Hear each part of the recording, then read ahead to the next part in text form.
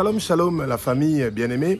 Nous continuons avec notre étude biblique et aujourd'hui c'est jour numéro 2 et nous sommes en train de parler de l'évangile de Matthieu au 2e chapitre. Alors l'évangile de Matthieu au 2e chapitre, c'est un évangile qui est vraiment très intéressant. Dans le sens où c'est juste en résumé, on nous parle de la naissance de Jésus-Christ de Nazareth et de la crainte de nos ennemis. Ah oui, ça c'est très important de vous rappeler que quand vous avez la lumière, parce que quand vous avez accepté Jésus-Christ de Nazareth comme votre Seigneur Sauveur et Maître de votre vie, eh ben vous marchez dans la lumière. Et quand vous marchez dans la lumière, tout ce qui a à voir avec les ténèbres a peur de vous. Oui, je vous assure, vos voisins, dans votre rue, dans le quartier où vous habitez, dans la ville où vous habitez, il y a une grande crainte des gens que vous ne voyez pas. Vous, vous ne les voyez pas, mais eux, ils vous voient et ils ont très peur de vous parce que une toute petite prière de vous qui êtes un saint, quelqu'un qui vit dans la sanctification, est en train de faire trembler leur royaume et c'est bizarre. Alors, Jésus est né à Bethléem. Et Bethléem, quand vous essayez donc de chercher les anciennes cartes, eh ben, ça se trouve donc dans les environs de Jérusalem d'aujourd'hui. Et le Seigneur continue à vous rappeler, de la même façon que vous fêtez votre anniversaire, joyeux anniversaire, chaque année vous vous rappelez de votre anniversaire, eh bien, rappelez-vous de toujours bénir Jérusalem, la ville où le Messie est né. La ville de Dieu. Vous devez prier pour la paix à Jérusalem. C'est très important. C'est pour ça que le Seigneur s'est rassuré de toujours nous donner les villes, des noms où Jésus est né, les endroits où il est parti, où il a grandi, etc. pour nous rappeler de prier pour ces endroits-là. L'endroit qui a vu le Christ, le Messie naître, nous qui avons accepté le Christ comme notre Père, nous devons être reconnaissants de cette ville-là où le Messie est né et c'est pour ça que nous prions pour la paix, la tranquillité, que le salut, le réveil et la bonne nouvelle de Jésus de Nazareth puissent venir à Jérusalem. Rappelez-vous, dans votre prière, vous priez pour la paix à Jérusalem.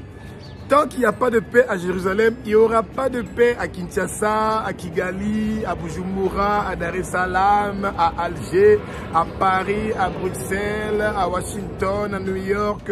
Il n'y aura pas la paix chez vous. Vous priez d'abord pour Jérusalem. Vous bénissez Jérusalem, vous bénissez Israël, le pays qui a fait que nous tous, nous pouvons avoir la vie éternelle, la vie infinie. Alléluia, alléluia, alléluia. Et la chose que nous devons aussi retenir donc de Matthieu au chapitre 2, c'est celui des mages. Les mages, pour les gens qui ne le savent pas, ce ne sont pas des serviteurs de Dieu. Non, les mages sont des magiciens. Voilà. Alors, des magiciens qui ont vu une étoile et ils ont su qu'il y a un roi des Juifs qui est né. Et ils ont suivi cette étoile-là pour aller l'adorer. Bien aimé, vous avez une étoile qui est en train de briller en vous. Vous avez du talent, des bonnes choses que le Seigneur a prévues dans votre vie. Et rappelez-vous, les bonnes choses que le Seigneur a prévues dans votre vie, c'est pas avoir de l'argent, une voiture, une maison, non. Les bonnes choses que le Seigneur a prévues dans votre vie, c'est d'être un ultime adorateur de Dieu, notre Père qui est aux cieux. Vous êtes un ultime adorateur de Jésus-Christ. Vous êtes un ultime adorateur du Saint-Esprit. Et c'est ça votre objectif, devenir un très grand intercesseur. Un intercesseur qui est en train de faire un travail magnifique pour le Seigneur. Celui qui est en train d'intercéder pour que il y ait beaucoup d'âmes qui sont en train de venir vers Jésus-Christ de Nazareth et ensuite que vous préparez le retour du Messie, Jésus-Christ de Nazareth qui est en train de venir vers ses frères et ses sœurs en Israël et nous tous, nous sommes invités aux noces de Jésus-Christ avec son Église. Donc vous devez vous rappeler donc de ça, que la bénédiction, c'est pas celle d'avoir de l'argent et les biens matériels. Vous avez vu à Los Angeles, tout est en train de brûler. La bénédiction, c'est tout ce qui reste éternellement. les prières que vous faites pour les nations, les prières que vous faites pour vos familles, le travail que vous faites pour gagner des âmes. C'est ça la bénédiction. Je vous assure que vous faites un travail merveilleux. Donc les mages se sont rassurés d'être bénis. Pourtant, ils ne sont pas les serviteurs de Dieu. Vous voyez? Et il y a beaucoup de gens qui voient votre étoile. Je vais vous donner une idée. Une fille qui a une étoile qui est en train de briller, qui va faire des choses merveilleuses pour le royaume du Seigneur. Eh bien, vous voyez, il y a des mages, des vieux papas ou des jeunes qui viennent pour vous dévierger, prendre votre virginité, détruire votre vie pour que vous puissiez ne pas devenir une bénédiction pour le royaume de Jésus. Et c'est par là que ça commence. Ne soyez pas étonnés qu'il y a des gens qui voient votre étoile, comment ça va briller et qui veulent le détruire. Et c'est très mauvais. C'est pour ça que vous devez être toujours prudent, être discret. Les choses que vous dites aux gens sur votre vie, les choses que vous dites sur votre famille, sur vos enfants, surtout ces gens qui sont en train de mettre leurs enfants dans les réseaux sociaux. Alléluia. Oh, que le Seigneur vous pardonne. Que le Seigneur vous pardonne, vous êtes en train de détruire déjà vos enfants. Avant, les sorciers avaient besoin de sortir de leur corps la nuit pour partir ensorceler, rassembler des informations. Aujourd'hui, vous partez sur Facebook, TikTok, YouTube, vous trouvez beaucoup des enfants que le Satan est prêt à maudire parce que vous exposez vos enfants et c'est très mauvais. Alléluia, alléluia, alléluia, alléluia, alléluia. Donc, bien aimé, c'est merveilleux de voir que des mages, des magiciens, ils ont quitté et ils n'habitaient pas tous les trois au même endroit. Non, non, non, non, non, du tout. Et chacun a quitté son coin, les mages, pour venir en Israël, à Jérusalem, pour chercher un bébé. Vous imaginez que des grandes personnes quittent leur pays. À l'époque, il n'y avait pas des avions comme aujourd'hui. Ils ont quitté donc leur pays loin pour venir jusqu'à Jérusalem et venir pour adorer un petit enfant. Voilà, vous voyez? Et ce petit enfant-là, à l'époque, il était petit, son nom c'est Jésus. Le lion de la tribu de Juda. Vous imaginez? Un lion qui arrête d'être un lion et qui est assis sur un trône avec toute sa gloire et qui vient comme un bébé, un agneau qui se prépare à se laisser immoler sur la croix. Celui qui a commis aucun péché, zéro péché. Son nom c'est Jésus-Christ de Nazareth. Et des gens qui viennent de loin sont venus pour l'adorer. Et vous êtes dans votre maison. Vous avez vos deux genoux et vous n'avez pas le temps d'adorer Jésus. Il y a des gens qui font une journée sans prier. Il y a des gens qui font 2 jours sans prier. Il y a des gens qui font 3 jours sans prier et sans lire la Bible. Et les mages venaient de très loin de l'Orient pour venir adorer Jésus. Et maintenant, vous n'avez plus besoin de partir à Jérusalem pour aller adorer Jésus. Non. Vous pouvez adorer Jésus à partir de où vous êtes. Mais malgré ça, c'est devenu lourd pour beaucoup de gens. Ils ne réussissent pas à prier quelques petites minutes. Alléluia, alléluia, alléluia, alléluia. Alléluia, alléluia, bien-aimé. Et un roi comme Hérode, celui qui était en train de construire et de diriger Jérusalem, bien-aimé, a peur d'un petit enfant. C'est pour vous dire que, bien-aimé, quand vous avez accepté Jésus-Christ comme votre Seigneur Sauveur dans votre vie, vos ennemis ont peur. Ils ont la crainte. Hérode a eu peur. Et il voulait se rassurer pour savoir ces mages-là qui venaient de loin. Vous imaginez? Il les a appelés en secret pour leur demander: vous allez où et vous cherchez qui? Eh bien, ils disent qu'ils sont venus pour chercher le roi des Juifs. Hérode a entendu le nom de roi. Ça l'a fait directement peur. Un enfant. C'est pour vous rappeler que même quand vous êtes un chrétien né de nouveau, ça veut dire que vous êtes un chrétien qui vient juste d'accepter Jésus-Christ. Vous avez une puissance magnifique. Et vos ennemis veulent se rassurer que cette puissance-là ne va pas grandir spirituellement, que ça ne va pas avoir un impact dans le royaume de Jésus, que vous n'allez pas gagner des âmes et que vous n'allez pas contribuer à la préparation du peuple de Jésus-Christ de Nazareth pour les noces entre Jésus et son Église. Rappelez-vous toujours, gagner les âmes, les noces de Jésus et son église doivent être préparées parce que ça va venir. Et donc, Hérode a décidé de demander au souverain sacrificateur à l'époque, ceux qui ont nié que Jésus-Christ est le Messie, ils savaient que les prophètes avaient dit que un Messie va naître à Bethléem. Oui. Et on l'appelle même le conducteur d'Israël. Alléluia, alléluia, alléluia. Pour les gens qui sont des grands adorateurs de Jésus. Il a beaucoup de noms. Il n'est seulement pas le véritable, le fidèle, l'agneau qui a été immolé. On l'appelle aussi quoi? Le conducteur d'Israël. Jésus conduit votre vie. Jésus conduit ma vie. Jésus conduit la vie du monde entier, les 6 continents. Il est le conducteur. Avant, quand Jésus-Christ est né, il était le conducteur d'Israël. Aujourd'hui, il est le conducteur du monde entier. Nous tous, nous sommes sous son pouvoir. Il a reçu tout pouvoir ici sur terre. Son nom, c'est Jésus. Et nous devons nous rappeler donc de ça. Alléluia, alléluia, alléluia, alléluia. Donc, bien aimé, tous les grands souverains sacrificateurs qui avaient refusé que Jésus-Christ était un Messie, ils savaient que les prophètes avaient dit qu'un Messie va naître à Bethléem. Ils le savaient. Et vous savez, entre le souverain sacrificateur et Hérode, il n'y avait jamais de l'amitié entre ces deux-là. Non. Les souverains sacrificateurs avaient toujours un problème avec Hérode. Les Romains ne se sont jamais entendus avec les Juifs. Non, ils n'ont jamais été des amis du tout. Mais quand Hérode les a appelés pour leur demander, est-ce qu'il y a un roi des Juifs qui est né?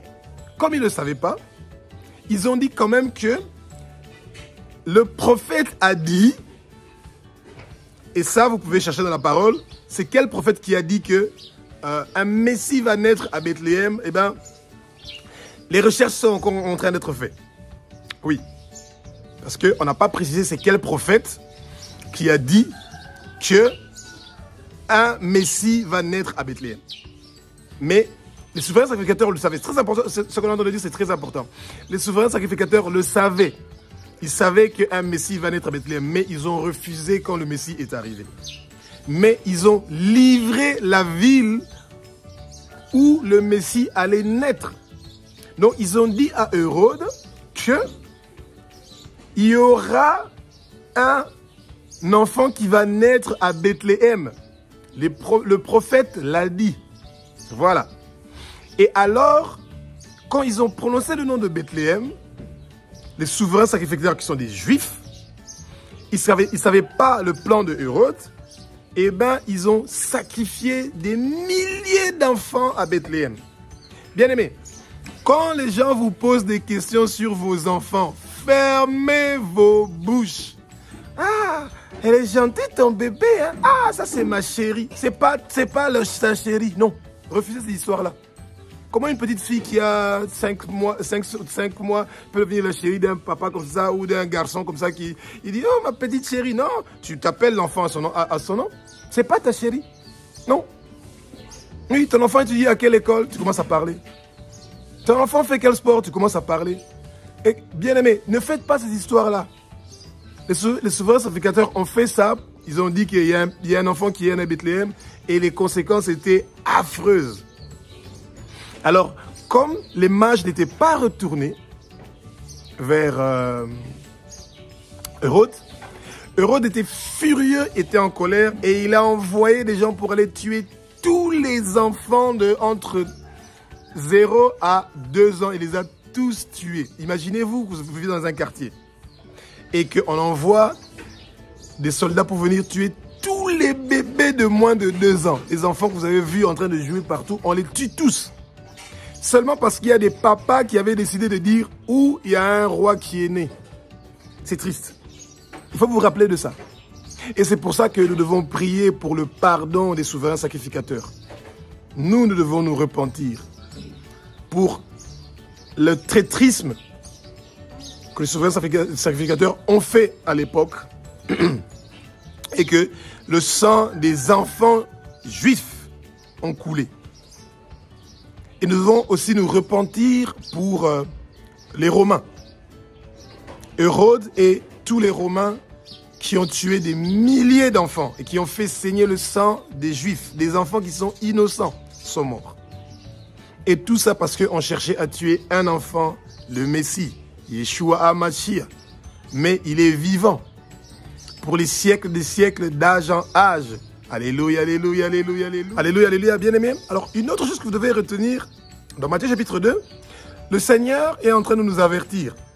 Hérode avait dit aux mages que quand ils vont partir pour aller voir le roi des Juifs, qu'ils viennent lui dire pourquoi, parce que lui aussi, il veut adorer le roi des Juifs. Ouais?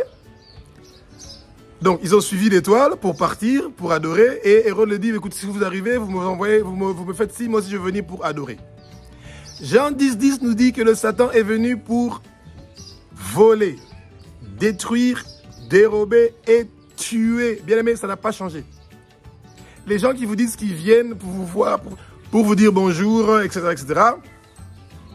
qu'ils veulent donc être vos amis, ils veulent l'amitié avec vous, etc., Ils voulaient que vous soyez bien ensemble, etc. Bien aimé, ouvrez vos yeux. Choisissez vos amis. Ce n'est pas vos amis qui doivent vous choisir, vous. C'est vous qui devez choisir vos amis. Ouais. Et pourquoi? Parce que Hérode, il a fait penser au mage qui va partir pour adorer Jésus. Pourtant, ce n'était pas du tout son intention. Son intention était celui de partir pour tuer Jésus. Les amis que vous ne connaissez pas, qui veulent être vos amis, ils viennent pour vous tuer. Pas physiquement. Le feu qu'il y a en vous, la lumière qu'il y a en vous.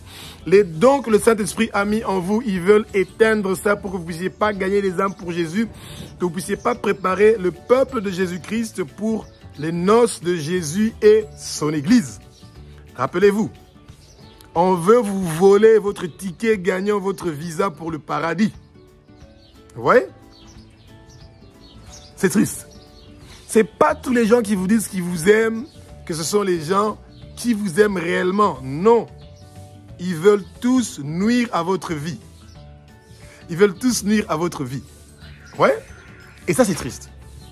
Donc, rappelez-vous, bien-aimés, que vos amis d'aujourd'hui sont vos ennemis de demain. Oui. Même Jésus-Christ a vécu le rejet. Il avait 12 apôtres, 1 s'est suicidé et 11 ont fui quand il a commencé à faire le travail parfaitement parfait sur la croix, complètement complet sur la croix, un travail parfaitement parfait avec respect, un travail parfaitement parfait et dans tous les aspects. Jésus-Christ n'a rien laissé au hasard sur la croix de Golgotha, bien-aimé. Rien n'a été fait au hasard. Il a accepté une mort horrible, celui qui a commis aucun péché pour que nous puissions avoir la vie éternelle. Alléluia, alléluia, alléluia. Alléluia, alléluia. Bien-aimé, cette partie-là des mages, comment ils sont arrivés finalement à Bethléem, et ils voient le petit Jésus. Et il faut bien lire cette partie-là, étape par étape, comment ils ont fait. Ils ont commencé d'abord à s'humilier. Ouais? Les mages ont commencé d'abord à s'humilier. On vous explique comment vous commencez avec la prière. Ouais, vous commencez d'abord à vous humilier, à vous rappeler que vous venez de la poussière. Vous êtes la poussière et vous retournez dans la poussière et que vous êtes rien du tout. Nous sommes rien du tout, nous les êtres humains. Et les mages se sont d'abord humiliés devant Jésus. Ensuite, ils ont présenté un présent. Combien de gens viennent à l'église où ils partent, où ils sont en train de prier et ils ne donnent pas d'offrande? Bien aimé, d'abord s'humilier, c'est se mettre à genoux. Reconnaître que nous sommes des êtres qui sont inutiles, que nous sommes des serviteurs de Dieu et que nous sommes au service de Dieu et que sa volonté doit être faite dans notre vie. Et que notre argent et nos biens ne nous appartiennent pas, ça appartient à Jésus. Quand vous entendez la parole parler de l'agneau qui a été immolé, il est digne de recevoir la richesse. Ça veut dire que toute la richesse du monde entier appartient à Jésus. Quand vous donnez les offrandes, ne donnez pas les miettes. Donnez ce que votre cœur pense que ça, Jésus le mérite. Les mages sont venus de loin. ils ont emmené de l'or. Ils ont emmené de l'encens. L'encens, c'est pour la bonne odeur, le parfum. Quand vous commencez votre journée sans parfumer le monde, le parfum du monde, c'est quoi? C'est la prière, bien-aimé. La prière. Une journée qui ne commence pas avec la prière, c'est une journée qui n'est pas en train, vous n'êtes pas en train de parfumer votre journée. Et le Seigneur nous dit dans sa parole, depuis le lever du soleil jusqu'à son couchant, toutes les nations du monde sont en train de m'envoyer des parfums de quoi? De bonne odeur. Et ça, même les mages qui ne sont pas des serviteurs de Dieu avaient compris qu'il faut emmener de l'encens. C'est une forme de prière aujourd'hui. Priez sans cesse, bien-aimés. Le matin, priez de très bonne heure. Avant que les oiseaux commencent à chanter, vous chantez pour le Seigneur. Vous priez pour le Seigneur. À midi, quand vous avez un petit temps, vous priez. À 18h, quand vous avez un petit temps, vous priez. À 15h, un petit temps, vous priez le soir avant de dormir. Vous priez. Priez constamment. Demandez le pardon de vos péchés, le pardon des péchés de vos parents, de vos ancêtres. Continuez à demander le pardon et à vous mettre à la brèche pour les autres. Il y a encore des milliards de gens qui attendent votre prière pour être sauvés. La rue où vous habitez, il y a des gens qui doivent être sauvés, qui doivent recevoir la parole de Jésus, qui doivent recevoir le salut, le réveil doit venir dans votre quartier. Votre prière fait la différence. Quand vous vivez dans la sanctification et que vous priez, vous méditez la parole, le Seigneur écoute votre prière. Le Seigneur est en train d'exaucer votre prière. La rue où vous habitez va changer. Le quartier où vous habitez va changer. Les centres de santé où les gens sont en train de mourir tout autour de vous, ils vont diminuer les morts à cause de votre prière. Bien-aimés, vous n'avez aucune idée, la prière des saints, ce que ça fait. La ville où vous habitez, votre président de la République, le Premier ministre, le président du Parlement, le président du Sénat, les décisions qu'ils sont en train de prendre sont en train d'être influencées par votre prière. Quand vous dites « Père », nous voulons la bonne gouvernance au Congo. Père, nous voulons la bonne gouvernance dans notre quartier. Le Seigneur est en train de le faire. Il détruit tout le travail que le Satan est en train de faire pour maintenir votre quartier dans les ténèbres. Refusez les ténèbres dans votre quartier. Refusez les ténèbres dans votre vie. Refusez les ténèbres dans votre famille. Refusez la mort dans votre quartier. Refusez les accidents dans votre quartier. Que le sang des innocents dans votre quartier ne coule pas dans votre parcelle, dans votre maison. Refusez, proclamez. Ouvrez vos bouches pour que les morts ne puissent pas mourir dans votre pays, dans votre quartier, dans la ville où vous habitez, dans la maison où vous habitez. Proclamez que tous les gens qui sont malades dans votre parcelle, dans votre maison, dans votre famille, qui puissent guérir au nom de Jésus. C'est ça votre travail d'intercesseur. Oui, vous avez ce pouvoir-là. Bien-aimé. Alléluia, alléluia, alléluia, alléluia. On retourne un peu sur l'histoire des offrandes. Quand vous voulez prier à la maison, même quand vous priez, vous devez avoir un petit panier à la maison où vous mettez de l'argent, quand vous mettez les offrandes à l'église, vous vous levez, vous partez, et vous mettez de l'offrande dans les paniers, etc. Et juste une petite parenthèse qu'on ouvre. Beaucoup d'églises donnent les offrandes à la fin du culte, quand il y a déjà beaucoup de gens dedans. C'est dommage. Je ne dis pas que c'est mauvais, hein? Mais c'est dommage. On donne les offrandes avant de commencer la prière. On donne les offrandes avant de commencer le culte. Lisez Psaume 96 au verset 8. On donne d'abord les offrandes et ensuite on s'approche du Saint des Saints, bien-aimés. Prenez cette habitude-là. Avant de commencer la prière, vous mettez votre petit panier, vous mettez quelque chose dedans.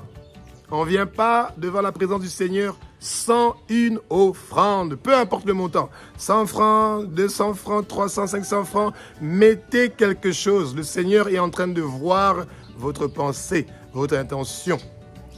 Celui qui veut avoir une bénédiction financière doit se rappeler de la chose suivante.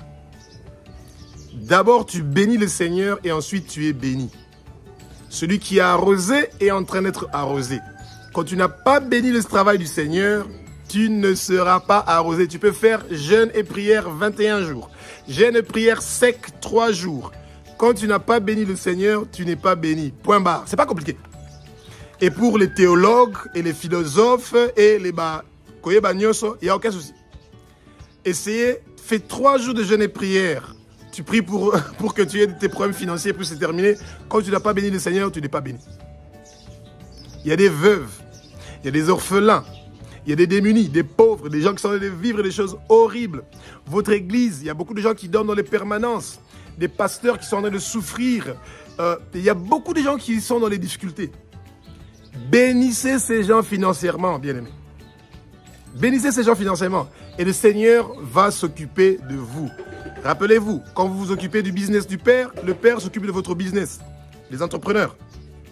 Votre argent, quand vous le gagnez, mettez une bonne partie de votre argent dans le Seigneur. Pas que votre compagnie tombe faillite, non. Quand vous êtes en train d'être raisonnable, vous mettez des montants raisonnables dans le travail du Seigneur, le Seigneur va s'occuper de vous. Vous voyez? Et ne vous sentez pas menacé. Que si je n'ai pas donné l'argent au Seigneur, il ne va pas me bénir. Ça ne fonctionne pas comme ça. Vous devez demander la grâce du Saint-Esprit. Que le Saint-Esprit vous donne la grâce de donner. Donner, c'est une grâce que le Saint-Esprit nous donne. Demandez dans votre prière. Vous dites, Père, au nom de ton Fils unique, Jésus-Christ de Nazareth, que le Saint-Esprit me donne la grâce de donner pour l'avancement de ton royaume. Et vous dites Amen. C'est une très courte prière et ça marche. Et bien aimé, continuez à vous rappeler. Les gens qui veulent être bénis, fuyez le péché. Refusez le monde. Refusez la vie du monde. Et vous allez voir comment le Seigneur va s'occuper de votre vie. Et ce sera merveilleux. Alléluia, alléluia, alléluia. Bien aimé, pour terminer notre étude biblique de Matthieu chapitre 2, eh bien, on va vous rappeler la fin donc, de Matthieu chapitre 2. Un ange apparaît à Joseph pour dire à Joseph, prends Marie et Jésus, fuyez, partez en Égypte. Est-ce que vous pensez que le Seigneur ne pouvait pas protéger Jésus à Jérusalem? Il le pouvait. Absolument. Mais le Seigneur a trouvé bon que Joseph, avec Marie, avec Jésus, puisse partir en Égypte. Bien aimé, l'Afrique est un continent qui est béni. C'est le continent qui a hébergé Jésus, le Messie, quand il était dans la détresse. C'est pour ça que le peuple africain est tellement combattu. On a prié pour l'Égypte. C'est un pays qui a fait un travail formidable. Il a accueilli le Messie quand le Messie était dans la détresse. L'Afrique a accueilli Jésus quand il était dans la détresse. Bien aimé. Vos ennemis vous cherchent nuit et jour pour vous tuer, vous faire du mal, pour vous détruire. Et vous savez ce que vous faites? À 19h, vous dormez. À 20h, vous dormez. À 21h, vous dormez. À 22h, vous dormez. À 23h, vous dormez. À minuit, vous ronflez. À 1h, vous ronflez. À 2h, vous ronflez. À 3h, vous ronflez. À 4h, vous ronflez. À 5h, vous ronflez. Et à 6h, vous vous réveillez, vous vous lavez et vous partez. Et vous dites, j'ai des ennemis, j'ai des problèmes, vous pleurez, etc. Bien aimé, tu n'as pas, quand tu dors et tu ronfles, tu n'as pas de problème. Non. Veillez, c'est ça que la parole nous dit, bien-aimés. Réveillez-vous. 23h, clac, le réveil est réveillé. Vous commencez à prier, vous demandez, Seigneur, assez, c'est assez. Je suis fatigué avec les problèmes dans ma vie. Plus de maladies dans notre foyer. Plus de problèmes que mes enfants ne réussissent pas à finir les études, que mes enfants ne réussissent pas à se marier, qu'on ne réussit pas à trouver un travail, qu'on ne réussit pas à construire notre vie. Fini, c'est fini, Père. Tout le travail que le Satan avec ses esprits impurs et malsains ont fait est détruit au nom de Jésus, au nom de Jésus, au nom de Jésus. Criez, pleurez, adorez le Seigneur, parlez de la grandeur du Seigneur. Et c'est là que vous allez avoir des solutions pour vos difficultés. Mais qu'est-ce que vous faites? Vous dormez. À 23h, ils sont dans leur téléphone. Ils sont dans les téléphones. Aïe, aïe, aïe, ils sont dans les téléphones. À 1h, ils sont dans les téléphones, bien aimés. Au lieu d'être en train d'adorer le Seigneur. Ouais? Est-ce que vous pouvez vous imaginer dans votre tête le voyage entre Jérusalem jusqu'en Égypte pour fuir la mort? Ouais? Et vous, vous êtes chez vous et vous êtes dans votre canapé, vous faites quoi? Vous ronflez, vous dormez, pourtant le Satan cherche à vous détruire, vous et votre famille et tout ce que vous en avez à faire. Vous n'avez pas de travail? Vous dormez. Vous ne réussissez pas à gagner de l'argent? Vous ronflez. Vos enfants n'ont pas l'argent, vous partirez à l'école? Vous dormez. Et des fois, on fait même des blagues. Hein. On fait une petite prière de 30 minutes et c'est fini, on a terminé. Alléluia, il va nous bénir. Bien-aimés, faites attention. Le travail du Seigneur, on le fait avec sérieuxité. Comme le Seigneur a fait un travail parfaitement parfait, complètement pas complet sur la croix pour que nous soyons sauvés. Rappelez-vous, Jésus a versé son sang sur la croix de Golgotha pour que nous soyons sauvés, rachetés. Commencez déjà à lire Matthieu chapitre 3. Et donc, ça sera pour la 3e journée de notre étude biblique. Et je vous assure que vous allez maintenant commencer à apprendre des choses merveilleuses. Vous allez commencer à comprendre la puissance qu'il y a dans votre connaissance de la parole. Lisez la Bible nuit et jour, bien-aimés. Vous allez devenir tellement puissant, redoutable pour vos ennemis. Quand Jésus est parti en Égypte avec sa famille, il a commencé à grandir, bien-aimés. Et qu'est-ce que vous pensez que Joseph et Marie étaient en train de faire? Ils apprenaient à Jésus la loi. Oui. Quand ils sont rentrés de l'Égypte, eh bien, Jésus était barricadé de connaissances de la parole, de la loi. Lisez la Bible. Gagnez la connaissance.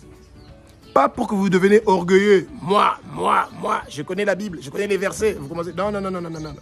Pas moi. Les paroles que vous êtes en train d'apprendre dans la Bible, vous utilisez ça pour les proclamations, pour votre prière. Quand vous priez, vous utilisez ces paroles-là dans votre prière. Bien-aimés, continuez à vous rappeler. Un résumé rapide. Priez pour Jérusalem.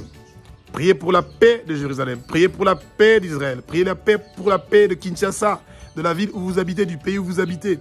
Priez pour la paix du quartier où vous habitez. Vos problèmes personnels viennent après. Vous priez d'abord pour le peuple de Dieu, pour la ville de Dieu, pour votre pays, pour votre quartier. Et ensuite, vous priez pour votre famille et le reste. Et, bien-aimé, le Seigneur va s'occuper de vous. Il est un Dieu qui est fidèle. Quand vous vous occupez de son business, il s'occupe de votre business. Alléluia, alléluia, alléluia.